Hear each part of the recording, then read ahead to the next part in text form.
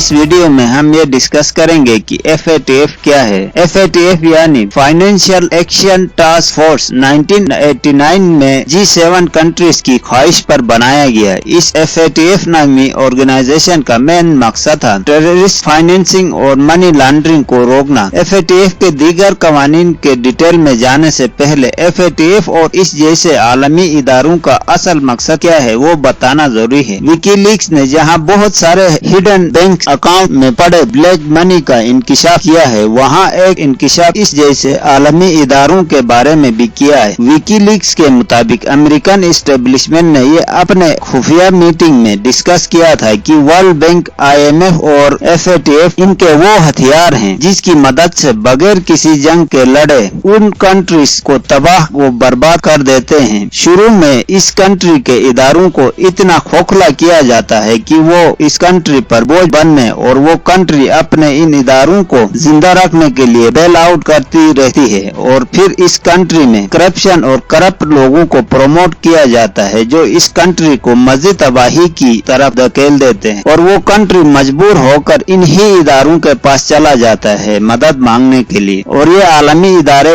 ऐसी शराइत पर इन कंट्रीज को लोन देते हैं जिनको पूरा करना इस कंट्री के लिए किसी तरह मुमकिन नहीं होता, और अगर कोई हुकूमत इन इदारों की शराइत पर अमल करने की कोशिश करे तो नतीजतन वो कंट्री इंतशार की तरफ चला जाता है। गरीब अवाम सड़कों पर आते हैं और अमेरिका अवाम की मदद और इंसानी हुकूक का बहाना बनाकर इस कंट्री में दाखिल होता है और वही कुछ करता है जो इनकी ख्वाहिश के मुताबिक हो। आज तक दुनिया में कोई भी ऐसा कंट्री नहीं है जिसने IMF, वर्ल्ड बैंक या किसी और आलमी मालियाती इदारे से कर्ज लेकर अपने माली हालात बेहतर कर सका हो। अलबत्ता फौरी तौर पर कुछ बेहतरी आ जाती है, मगर लॉन्ग टर्म में सिर्फ बर्बादी ही बर्बादी होती है। इन्हीं मालियाती इदारों की तरह FATF भी अमेरिका और G7 कंट्रीज का एक हथियार है जो किसी भी गरीब और कमजोर कंट्री जिसमें डेवलपमेंट की सकत हो इस पर इल्जाम लगाकर कि कंट्री से मनी लॉन्ड्रिंग हो रही है या टेरर फाइनेंसिंग के सबूत मिले हैं का इल्जाम लगाकर इस कंट्री पर पाबंदियों की तलवार लटका देते हैं। उसूलन होना तो ये चाहिए कि मनी लॉन्ड्रिंग होकर जिस कंट्री में जा रहा है इस पर भी पाबंदी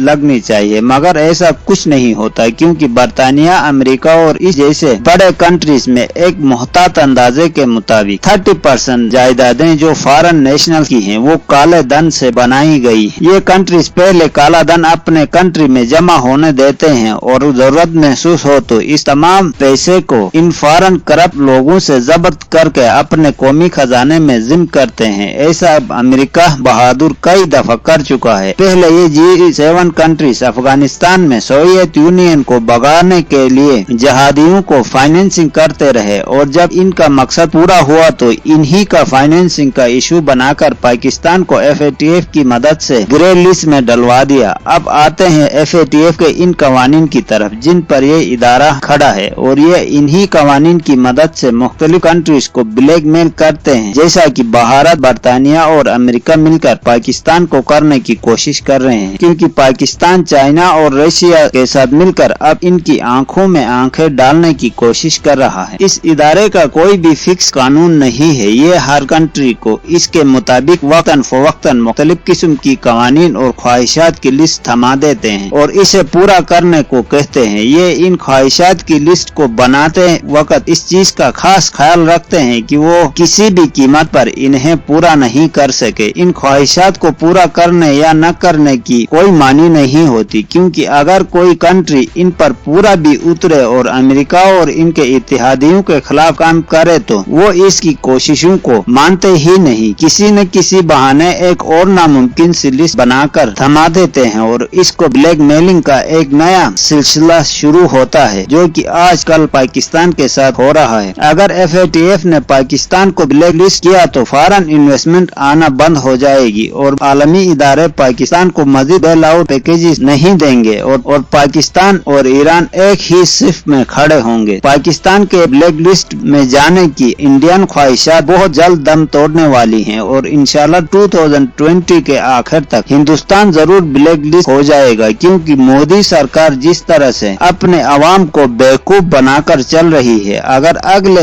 एक साल तक ऐसा ही चलता रहा तो हिंदुस्तान पाकिस्तान को तबाही से कोई नहीं रोक सकता है। इस बात का इजहार इंडियन स्टेट बैंक के एक्स गवर्नर समेत कई इकोनॉमिस्ट ने किया है, मगर मोदी हुकूमत आर्टिफिशियल फिगर्स को बनाए रखने में मसरूफ है। मोदी के इन करतूतों के बारे में इन्हीं के एक्स फाइनेंशियल एडवाइजर ने खुलकर इजहार राय की है। इसकी एक मिसाल ये है कि मोदी सरकार का कहना है कि इनकी इकोनॉमी 7% से ग्रो कर रही है, जबकि असलियत ये है कि इनकी इकोनॉमी ग्रोथ 4% के आसपास है और अनएम्प्लॉयमेंट रेशियो और गुर्बत बहुत ही तेजी के साथ बढ़ रही है। दोस्तों, आज के लिए इतना ही काफी है। कल एक नई वीडियो के साथ आपकी खिदमत में हाजिर होंगे। वीडियो पसंद आया तो लाइक जरूर करना और हमारे चैनल को सब्सक्राइब करना ना भूलिएगा। Thank you.